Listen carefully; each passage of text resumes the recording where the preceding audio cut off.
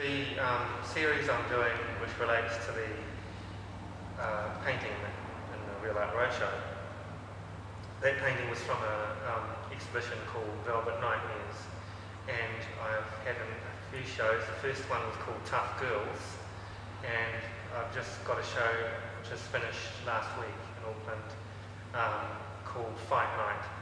So it sounds very aggressive, but the idea is to really the basis for the series is to express gesture and to express an emotional states, to engage the viewer and provoke a reaction in the viewer, an emotional response in the viewer.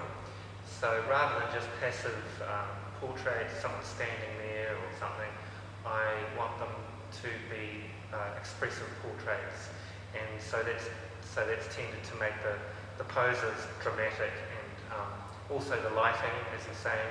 And the reason why I'm using the dark backgrounds and the chiaroscuro is to emphasise the gesture. The whole series is about gesture. In one case, somebody smoking. In another case, someone drinking. Or in another case, someone is angry. In another case, someone is happy. And that sort of thing. That's what I'm interested in, and that's the reason for it. They've tended to end up looking a bit like old master paintings, with the dark backgrounds and the lighting. But that's really been incidental because the idea is to emphasise the gesture. It's not because I'm trying to emulate old masters. It's because it's because that's an idea that I'm wanting to do. And whatever you do in art, you can always relate it to something else which has happened before. It wasn't as if I saw, a painting by Caravaggio and I thought, oh well, I'll paint like Caravaggio.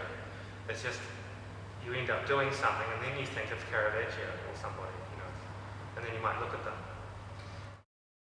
The main thing with the role model approach is don't rip people off, because there's nothing worse than for an artist to see student with all these sort of copies of your work. It's not helpful for the artist, and I don't think it's creative, and I don't think it's really learning for the student as well.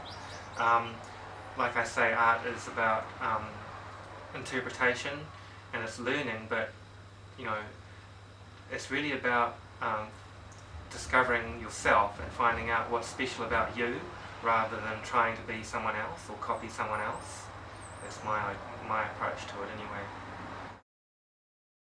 For a student, you do need more life experience to feed into your work and know more about yourself.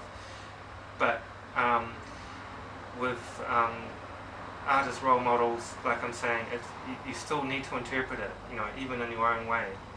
At that point of your evolution or development, you've still got something to say. I think that art comes from life. It comes from life and the world around you, and those influences, and your experiences. And I think it can become sterile and academic if art is coming from art, and I think that's happening too much now. And in order for art to develop and progress, I think we have to open up a bit more, and I think whenever art does change, it's coming from engagement with contemporary life and the